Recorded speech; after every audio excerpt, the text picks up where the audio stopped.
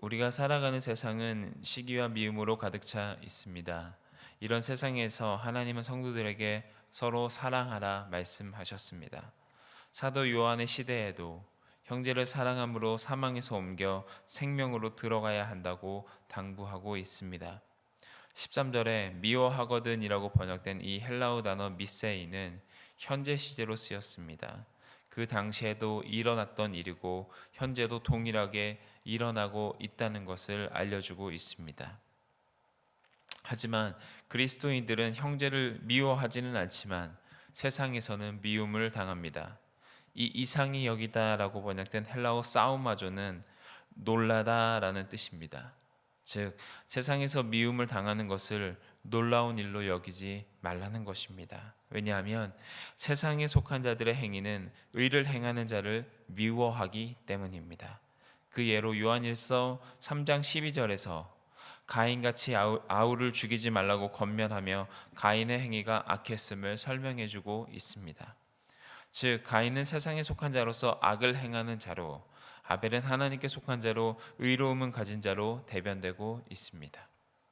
창세기 4장에서 하나님은 가인과 가인이 드린 제물을 받지 않으셨습니다. 가인이 심히 분하여 안색이 변했습니다. 그때 여호와께서 이같이 말씀하셨습니다. 내가 분하여 함은 어찌 미뇨, 안색이 변함은 어찌 미뇨. 내가 선을 행하면 어찌 낯을 들지 못하겠느냐. 선을 행치 아니하면 죄가 문에 엎드려지느니라. 죄의 소원은 내게 있으나 너는 죄를 다스릴지니라. 분을 이기지 못한 가인은 동생 아벨을 쳐 죽이고 맙니다. 여호와께서 아벨에게 물으셨습니다. 내 아우 아벨이 어디 있느냐? 가인이 대답합니다. 내가 알지 못합니다. 내가 내 아우나 지키는 자이니까. 가인의 행동은 형제를 사랑하는 것과는 거리가 너무도 먼 것 같습니다. 형제를 사랑하지 아니하는 자는 사망에 머물러 있을 뿐입니다. 사망에 머물러 있다라고 번역된 이 헬라어 메네이는 또한 현재형으로 쓰였습니다. 사랑하지 아니하는 자는 죽음의 상태가 지속되고 있음을 알 수 있습니다. 즉 사망으로 옮겨진 것이 아니라 본래부터 사망에 거하고 있었던 상태입니다. 하나님을 사랑한다면 사망에서 생명으로 옮겨갈 수 있지만 하나님을 사랑하지 않는다면 본래 사망에 거하고 있는 것입니다. 영생이 그 속에 거하지 아니하는 것은 그 속에 거하는 영생을 가지지 못한 지속적인 능력 때문입니다. 살인하는 자의 마음속에 미움이 가득 차 있어 영생을 소유할 수 없습니다. 요한복음 5장 24절에 예수님의 말씀을 듣고 하나님을 믿는 자는 사망에서 생명으로 옮겨간다라고 되어 있습니다. 또 오늘 본문에서는 형제를 사랑하는 자가 사망에서 생명으로 옮겨간다라고 되어 있습니다. 두 구절 모두 같은 단어와 같은 시제가 사용되었습니다. 즉 하나님을 믿는 것과 형제를 사랑하는 것 동일하다는 것입니다. 형제를 미워하는 자는 형제를 살인하는 자입니다. 15절 살인하는 자라고 번역된 이 헬라어 안스로포크포노스는 성경에 딱 2번 등장하는데 오늘은 살인하는 자로, 요한복음 8장 44절에서는 마귀로 번역되었습니다. 형제를 미워하는 자를 살인자로 정의하며 그 결말의 끝은 지옥불이라는 것을 알 수 있습니다. 마태복음 5장 22절이 이렇게 말합니다. 나는 너에게 이르노니 형제에게 노하는 자마다 심판을 받게 되고 형제에 대하여 라가라 하는 자는, 여기서 라가는 지금 시대로 말하면 욕설을 말하는 것입니다. 공회에 잡히게 되고 미련한 놈이라 하는 자는 지옥불에 들어가게 되리라. 예수님께서 형제 사랑의 표본을 우리들에게 보여주셨습니다. 가인은 동생을 사랑하지 못했지만 예수님은 우리를 위하여 목숨을 버리신 십자가 사건을 마땅한 것으로 희생적 죽음을 통해 사랑을 보여주셨습니다. 친구를 위하여 목숨을 버리는 것이 가장 큰 사랑이라고 요한복음 15장 12절을 통한 말씀과 자신을 본받아 서로 섬겨야 함을 요한복음 13장 14절을 통해 그리스도인이 마땅히 행해야 될 사랑임을 말해주고 있습니다. 형제의 필요를 채워줌으로 사랑의 표본을 미리 보여주신 예수님의 희생과 섬김을 우리는 잘 알고 있습니다. 말과 혀로만 사랑하는 거칠에 행함이 없는 믿음은 죽은 믿음이며 실천이 없는 사랑은 생명이 없는 사망이라고 가르쳐 줍니다. 하나님의 사랑은 죽은 믿음에 사랑 없는 곳에 거하시지 않습니다. 이로써 행함과 진실함으로 사랑할 때 우리는 자신이 진리 속에 속한 줄을 알게 됩니다. 진리이신 예수님을 믿고 그 가르침을 따르는 삶이야말로 사랑의 삶을 사는 것입니다.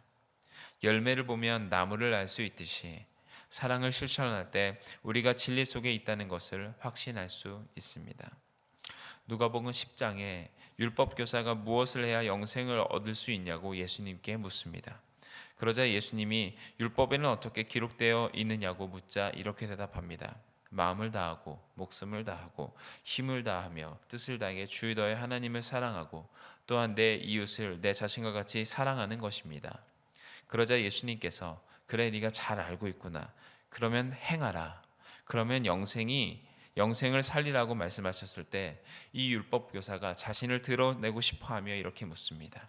내 이웃은 누구입니까?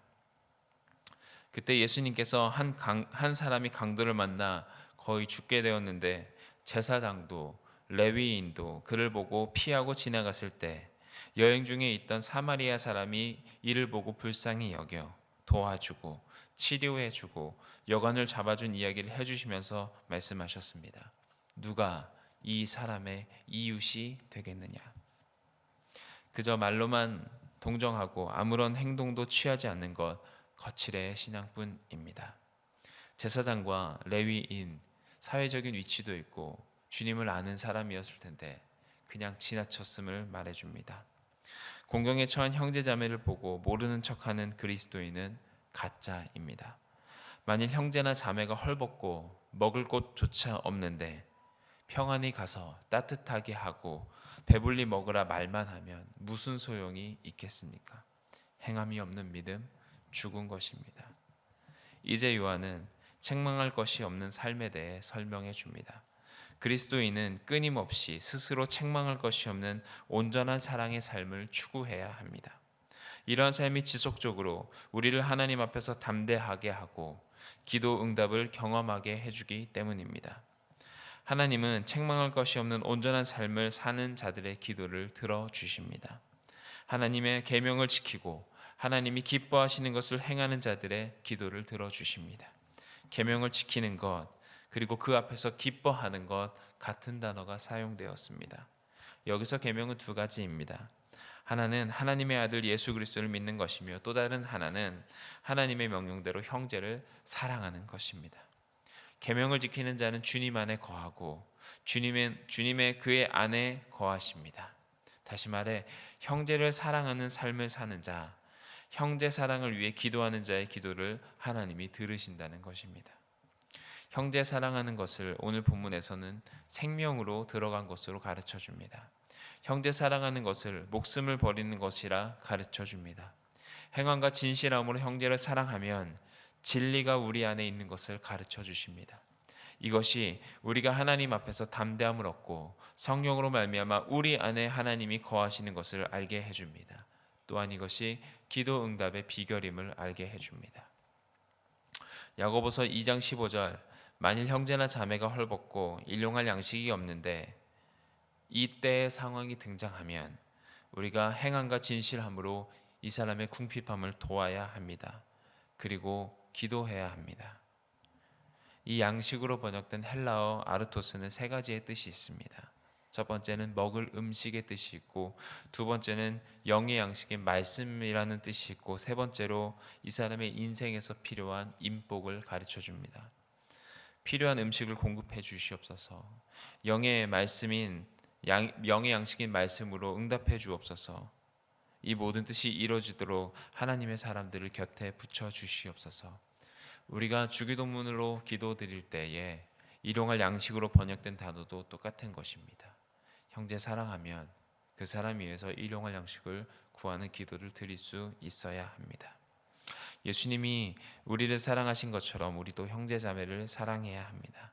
실제적인 행동과 진실한 마음이 전제되어 있어야 합니다. 우리를 위해 죽음을 당하신 예수님을 생각할수록 형제와 자매에 대한 사랑이 깊어져 갈 것입니다. 입술이 아닌 행함과 진실로 사랑하여 우리 안에 계신 예수님이 드러나는 인생을 사시는 저와 여러분들이 되시기를 주님의 이름으로 축원드립니다. 기도드리시겠습니다.